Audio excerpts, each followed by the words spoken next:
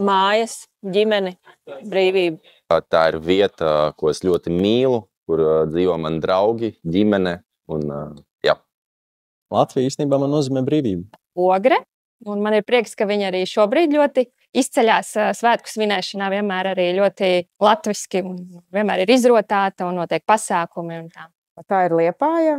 Acīmredzot, tur ir viss, kas man patīk. Jūra, forši cilvēki, gan arī pilsēta ļoti skaista, gan arī vecpilsēta. Tur ir ko baudīt un skatīties. Dagda, tā ir pilsēta, no kuras es nāku, jo aizbraucot uz turieni vienmēr ir sajūta, ka laiks apstājas un ir iespēja atpūsties no Rīgas kņadas, būt brīvam.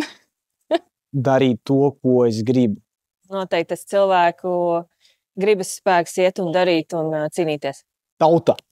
Mūsu dažādība un tajā pašā laikā arī vienotība, tad, kad notiek kāda liela pasākuma, kā pieņemsim dziesmu svētku.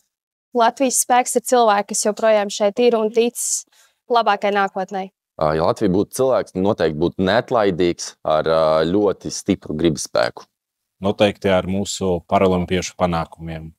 Par jebkuru sasniegumu, droši vien, gan olimpiskās spēles, paralimpiskās spēles, sacensības dažādas starptautiskas, un jums ir ļoti daudz talantu.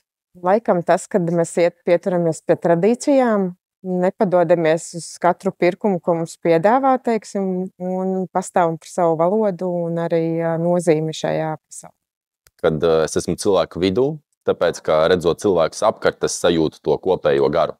Mēs esam, man liekas, īgnākā tauta. Bet mēs esam arī tādi, ja mēs sājam kopā, tad mēs esam baigi stipri, bet tā mēs esam tādi īgni, bet kopā mēs esam stipri. Tā ir pirmkārt skaista tauta, kā tāda. Cilvēki ļoti skaisti, tīpaši sievietes. Mēs esam klusi, bet, kad vajag, mēs varam saņemties un parādīt visai pasaulē, ka mēs esam skaļi. Man liekas, latvieši ļoti azartiski. Ja mēs dabūnam kaut kādu panākumu, jebkuru sports vai lietu, ko varbūt mēs tik ļoti neinteresējamies, bet ja tur ir iekšā latviešu izlase vai vispār kā Latvijas vārds vispār figurē, man liekas, automātiski latvieši kļūst ļoti azartiski. Man liekas, tas ir ļoti forši.